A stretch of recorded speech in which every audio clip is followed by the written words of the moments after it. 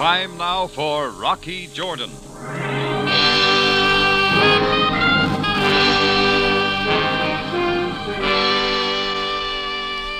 I'm always suspicious of a man, even in Cairo, who wants to play hide and seek. Especially when he's a total stranger. Well, this fellow in a felt hat and tweeds had been shadowing me for too long. So finally, around 10 o'clock, I left the Cafe Tambourine, figuring that before the night was over, my shadow and I would be properly introduced. Well, before it was over, I met a lot of people. Living and dead.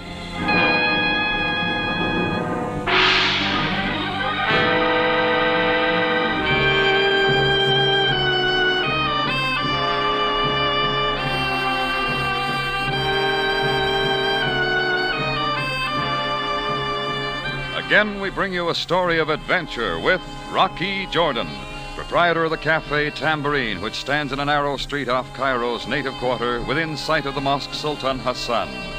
The Cafe Tambourine, crowded with forgotten men from the world's waterfronts, alive with the babble of many languages. Now, Rocky Jordan, and tonight's story, Strangers 3.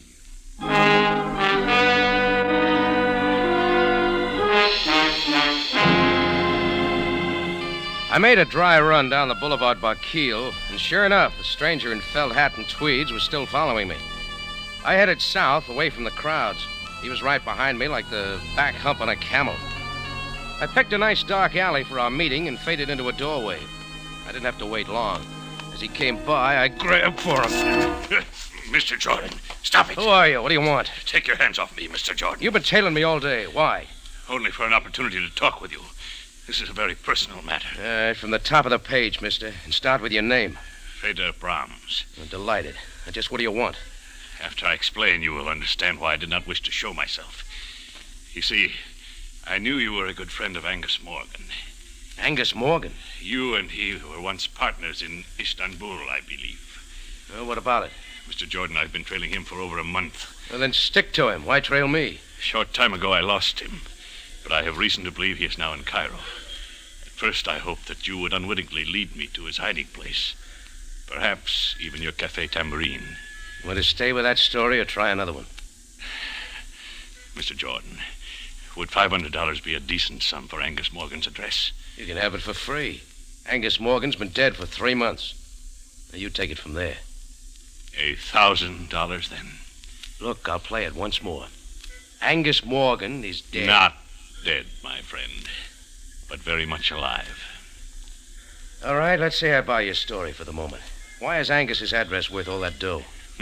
You are very cute, Mr. Jordan. Well? You have the dough with you? Certainly not. This is hardly the place for a financial transaction. Shall we say your cafe in 2 hours? Let's say that. I'll have the money there. You will carry out your part of the bargain? I didn't make a bargain. I think you will. In 2 hours, Mr. Jordan, at the Tambourine.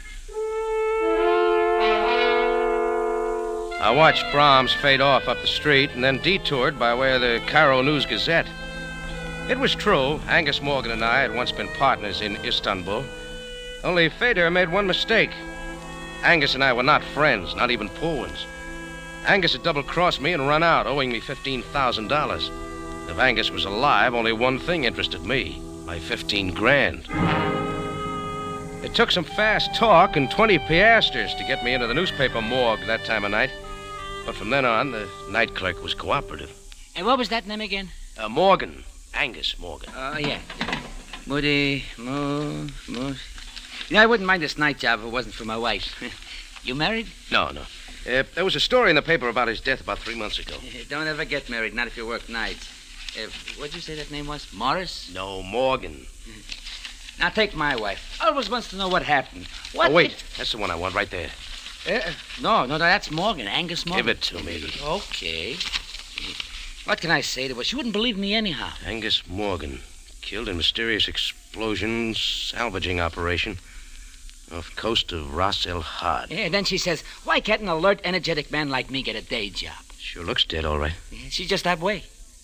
Huh? My wife. Oh, yeah. Well, thanks for everything.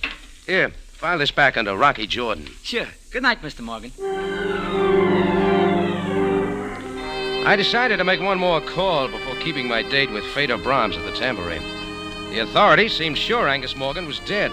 But if he was alive and in Cairo, he was here for one reason. A reason named Sabina. She wasn't too much to look at now, but at one time she was the toast of Istanbul. These days, she ran a Turkish bath near the Sharia El Mudafar. It was late, but her office door was open and the sign said, "Come in." So I did. I can't believe it. When can I see him? He's waiting at the Sharon Sanitarium. Philip, wait. Hello, Sabina. Did I interrupt something? Rocky Jordan. Yeah, we meet again, Sabina, like old times. Don't tell me you want to lose weight. No. There's enough hot air over at the Cafe Tambourine to keep me in shape. I'd like a word in private with you, Sabina, as soon as you're through here. Why, I am in no hurry, Sabina, so suppose you go ahead and see what Mr. Jordan wants. I will wait for you. Why, that's very kind of you, Mr. Tournay. Yeah, thanks. We'll only be a minute.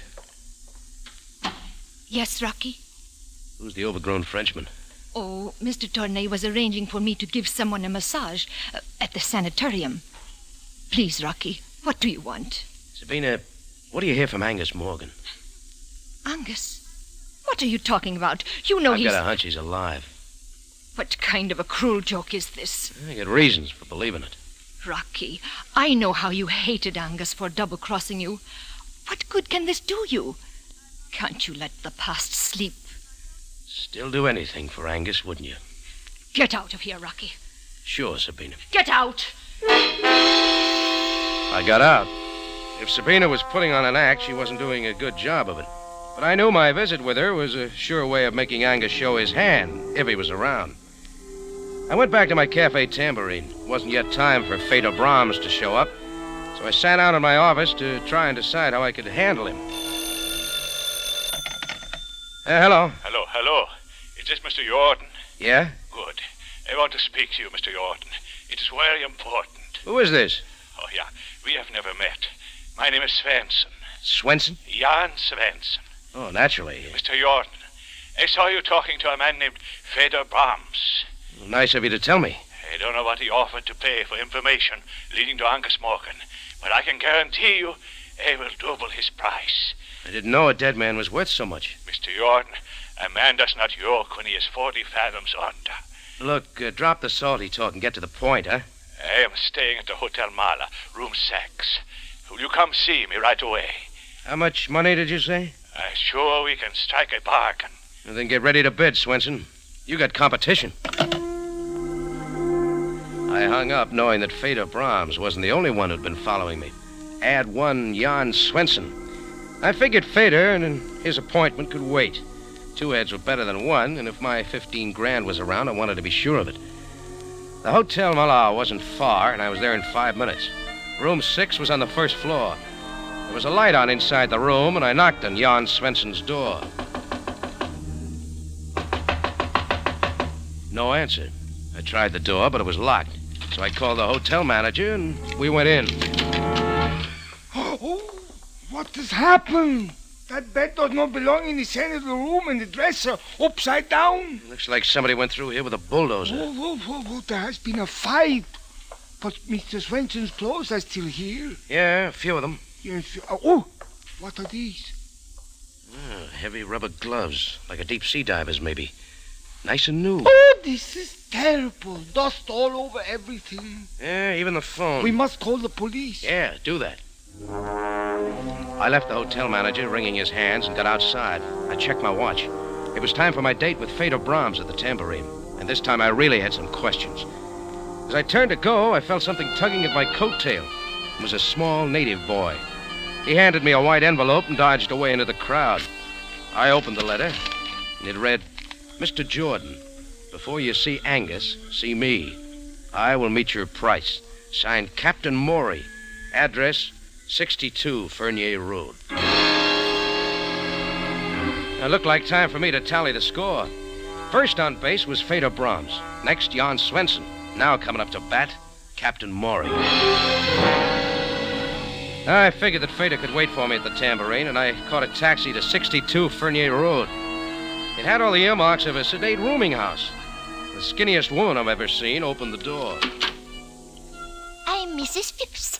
May I help you? Yes, I'm Rocky Jordan. Shh. You'll have to keep your voice down. My guests have been asleep for hours. Oh, sorry. Captain Morey's expecting me. Captain Morey? You don't say so. Well, I can't imagine... Look, I got a letter from him. Shh, please. I've got to see him tonight. I'm so angry I could scream. It couldn't have been 10 minutes ago. He skipped out of here bag and package. Out the window, if you please. And not paying me 1 cent for his board and room. Take his clothes with him? Yes, everything except these awful rubber boots. Here, you can have them. Forgot his sea boots, huh? Better give him to the police. The police will be here. I've already called them. Oh, just one more thing. What did Captain Morey look like? Simply horrible. Grotesque and horrible. Oh, thanks. Shh. I left Mrs. Phipps standing there, a big new sea boot in each hand, and moved out onto the dark street. I got to the nearest payphone and called Chris at the Tambourine. He said nobody resembling Fedor Brahms had made an appearance there. We were both late for our appointment. Well, there was something else in my mind as I left the phone booth. I wondered if my visit with Sabina was going to pay off. And then it did. The shots were wild, and there were holes in the wall all around me. I dropped to the ground, rolled up in a dark corner. The guy with the gun must have thought he got me because he took off down a side street. He was big, but he ran like a scared gazelle. I was up and after him, but when I got to the corner, he was out of sight. I let him go. Anyhow, I had one answer. The seed I had planted with Sabina had finally blossomed.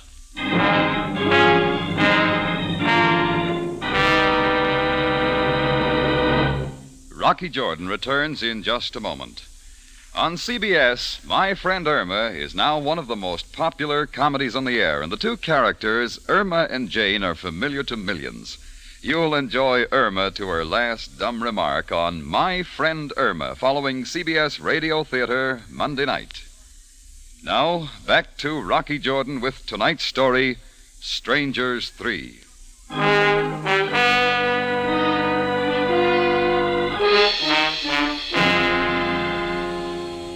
Angus Morgan was supposed to have died 3 months ago.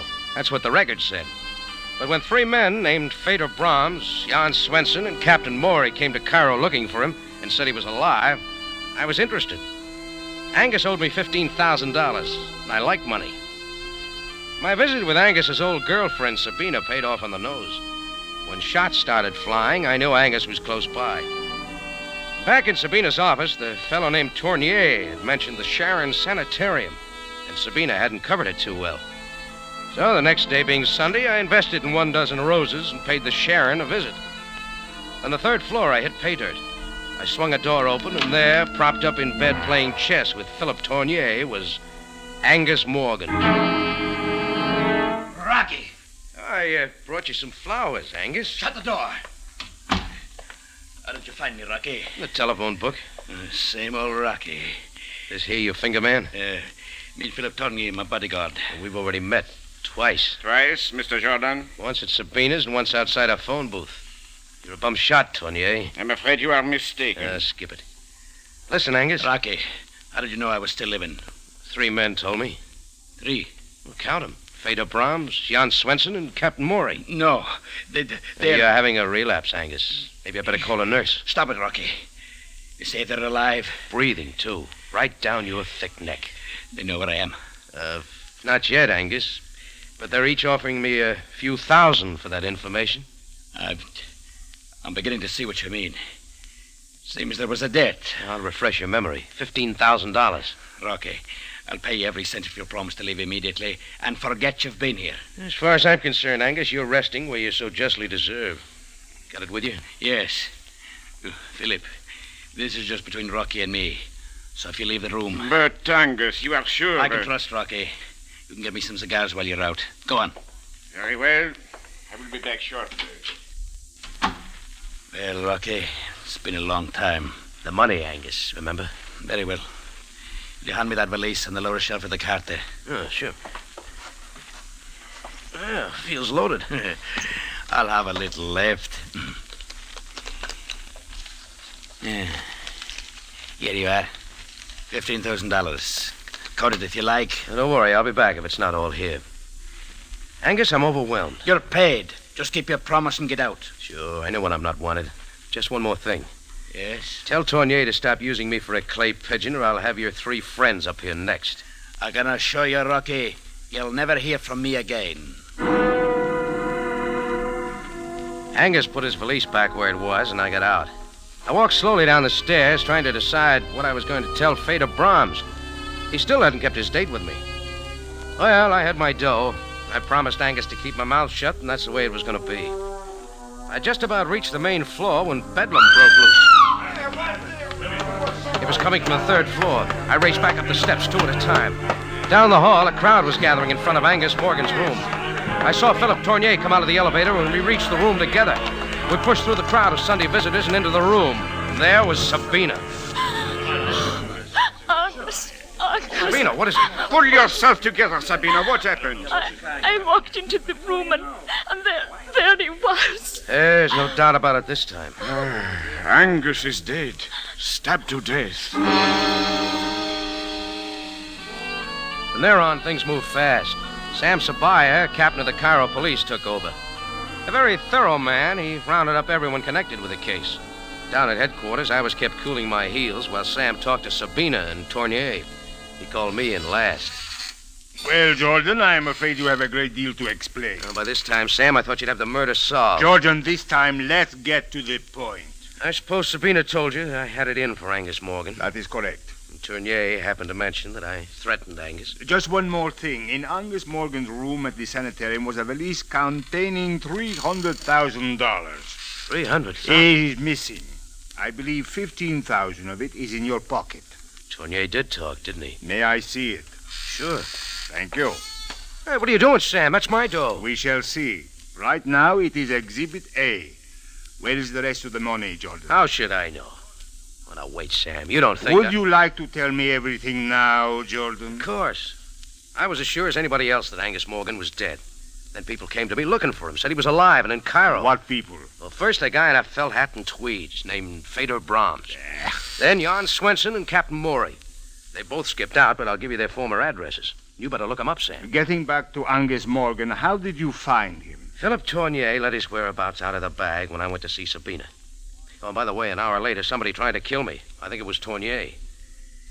But about that 15 grand, Angus owed it to me. I will do my best to find this threesome you speak of, but, Jordan, the facts remain incriminating. I was halfway out of the building when the murder took place. Save that part of your story for the inquest tomorrow. We will notify you of the time. Okay, Sam, we'll play it your way. Good night, Jordan. Good night, Sam. Oh, and by the way, when you give me back my money, I'm going to buy you a present. Oh? What, Jordan? A can of oil. Your chair squeaks. I went out into the street, and when the air hit me, I knew I was sweating. If we were all released, that meant Sam was playing cat and mouse with us. And everything pointed my direction, much too conveniently. I had to act quickly while I still had a few hours of freedom. I had a hunch the police were following me, but I didn't care. I had nothing to hide. Sabina was first on my list. She took my bait once before, and she might again. When I reached Sabina's Turkish baths, she was already there. Rocky, what are you doing here? Who let you in? I've got to talk to you. Haven't you caused enough trouble? Leave me alone. Who's Feder Brahms? Jan Swenson, Captain Morey. Why don't you ask Philip Tournay? I will. Where is he? He's staying at an apartment over the open-air market on Faran Street. Oh, thanks. I got a good hunch who killed your boyfriend, Sabina. Maybe you have, too. Who did it, Rocky? That's what I gotta find out, Sabina. Or I may be next. I went to the open-air market on Faran Street. Philip Tournier's room was on the 2nd floor. I knocked. When he finally opened it, he was either out of breath or awfully scared. Jordan! I'm coming in, Tournier. Yes, of course. I thought you were in jail. Oh, weren't we all? There is a policeman watching my apartment. 2 of them now. 1 for each of us. All right, start leveling with me, Tournier. You tried to kill me last night, didn't you? I could have, Rocky, but I shot wild, purposely. I was Angus Morgan's bodyguard, not his finger man. When did Sabina arrive at the sanitarium Sunday? I do not know. You ever hear of Feder Brahms? Why, I have never seen him. Well, try these for size. Jan Swenson, Captain Morey. Angus, Feder, and Swenson hired Captain Morey's boat. They salvaged an army payroll from an American freighter that had been sunk during the war. Where? Off the coast of Ras El Had. The 4 of them were supposed to split the money between them. Knowing Angus, he changed his mind, wanted all of it. That is right. After they had hauled up $300,000 of the money, Angus sneaked off the boat, leaving a time bomb behind. Everyone was reported missing at sea, including Angus. Well, they're not missing now. They're in Cairo. They will kill me. Sure, if you took the $300,000. But I did not. What can I do? Just sit tight and don't talk to anybody. Especially not to Sabina. Tournier was halfway to his phone before I got out the door, but I didn't mind. At least now I had something to work with, if I could believe anything he said. I went out onto the street wondering if I'd ever see Fedor Brahms again, or Svensson, or Captain Maury. Why would anyone kill Angus, take the money, and stay around Cairo for the police to get at? I stood there trying to figure my next move, and then it was figured for me. The door of a car waiting at the curb swung open. Get in, Jordan. Fedor Brahms. Sure I'm not intruding. Get in, I said. Okay. But take that shiny cannon out of my face. It hurts my eyes. I may have to use it. I want that $300,000, Jordan. Oh, you haven't got it? No. And I want every cent of it. Tell me something, Fedor. How did it happen Angus Morgan didn't kill you like he planned? Perhaps I knew him too well. We were on the salvage boat, all four of us, lying 2 miles offshore. One night I heard a sound, went up on deck. Then I heard oars fading into the fog. It was Angus Morgan taking all the money we'd salvaged. Before I could do anything, there was a blast. I came to on a small vessel sailing for East Africa. It took me 2 months to get back. And I've been looking for Angus ever since. I see. Now you see why I want that money, Jordan. Why don't you look up Jan Svensson or Captain Maury? Why pin it on me? I think you have it. Jordan, I swear I'll kill you right here. Oh, maybe not after you take a look out the back window. Where? Black car? Keep watching it. The police, Fedor. They've been tailing me all day. Perhaps you are not lying. Now listen to some sense. You want the money. I want to get the guy who killed Angus Morgan to clear myself. We can get them together. You know who killed Morgan? Yeah. Captain Maury. I'm sure I saw him at the sanitarium. Captain Maury. Of course. What's your plan? Well, first we split up, shake the police off our trails. Meet me at the corner of Sika and El Modar, right by the old tower. Why there? I think I know his hideout. You'll be there in 30 minutes. Very well, Jordan. I will be there.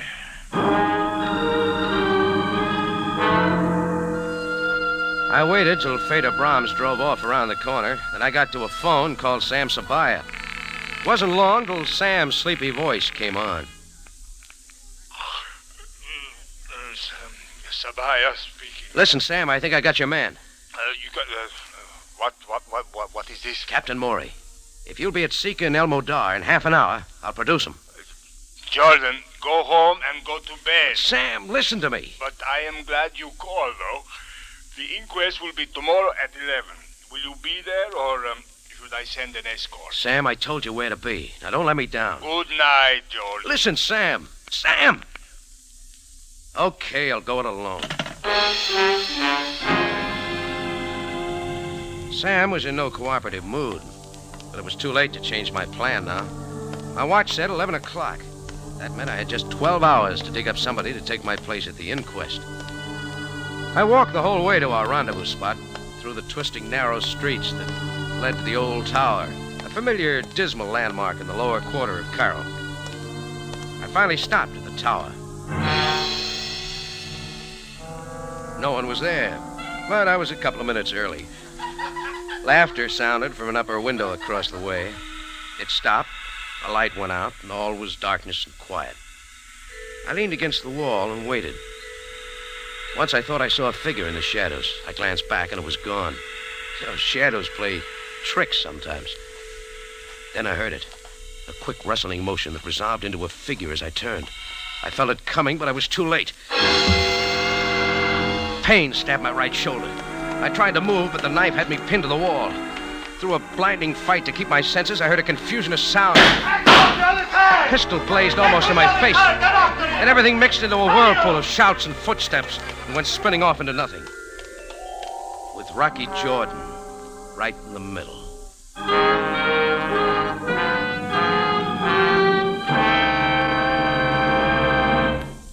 Rocky Jordan will be back in a matter of seconds with the ending of tonight's story.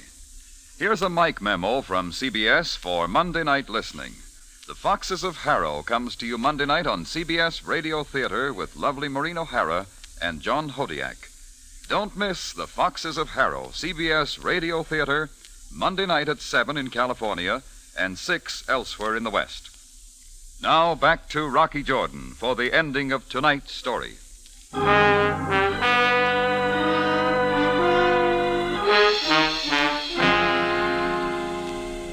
When I opened my eyes, the darkness of the night under the old tower had changed to all white. White walls, white sheets, white bedshirt. The sun was coming in the west window, and seated beside my bed, looking me over like a hound looks over a fresh bone, was Sam Sabaaya. Well, Jordan, you missed the inquest. Oh, you're breaking my heart, Sam. Where am I? In the Sharon Sanitarium. The Sharon again. Why here? We thought you might feel right at home. Well, I'm not. Ooh. What happened? Only a knife wound. Your shoulder will heal. You were more fortunate than Angus Morgan. Yeah. Then all that shooting was the police. Sam, I thought you weren't coming to the party last night. Oh, Jordan, you wronged me. Fedor Brahms is now in the Cairo jail. A little worse for the wear. Okay. Now, Sam, when do I get my 15 grand back? Remember? Exhibit A? Jordan, you promised to lead me to Captain Maury. Where is he? In jail. Captain Maury, Jan Swenson, Fedor Brahms. They're all the same man. Oh? It's no wonder we couldn't find the other two. When did you know this? I should have known from the beginning. Fedor was too elaborate with his plans. I figured he invented the other two to keep me on my toes, make sure I didn't lose interest. Mm-hmm. And if a murder rap came up, the police would be out looking for Swenson and Maury. Dead men. But Jordan, that is hardly proof. No, I wasn't sure till Fedor Brahms came to me and demanded the money. I told him to ask Swenson and Captain Maury, but Fedor didn't bat an eye. Why? Because he knew they didn't exist. No doubt they were actually killed in the salvage boat. Sure. So when I told Fedor I'd produce Captain Maury, he knew I was lying. He decided it was time to get rid of me. There's just one thing I don't understand. Sam, about my 15,000... What don't you understand? Well, if Fedor Brahms killed Angus Morgan and took his money, why didn't he get out of Cairo? Now, very good question, Jordan. Brahms has confessed to the murder, but he did not get the money. What? Sabina came into Angus Morgan's room too quickly after the murder. In his haste to escape, Fedor left the very thing he was after. Then he really did think I had it. Oh, but where is the money? But that is a very strange thing, Jordan. After we brought you back here last night, the money was found in the third floor laboratory. How it got there, I don't know. Sam, of course. Angus set the money satchel on the lowest shelf of that little cart the nurses wheel around. It was still there when she wheeled it out. Ah, I see. Perhaps during the confusion after the murder. Well, that about settles everything. Oh, no, Sam. What about my 15 grand? My dough? Well, you see, Jordan, there will probably be an estate. You will have to put in a claim for it. Well, of all the... Hey, nurse! Nurse! Jordan, can I get something for you? Yes, Sam, a first-class lawyer. Calm yourself, Jordan. You will get your money. You always do.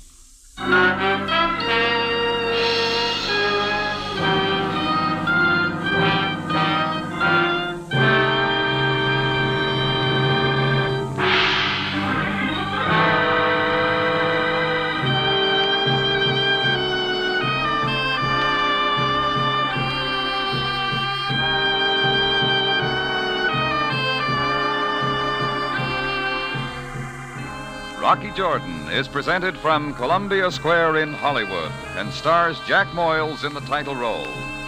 Tonight's story was written by Bernard Girard and was produced and directed by Cliff Howell with original music by Milton Charles.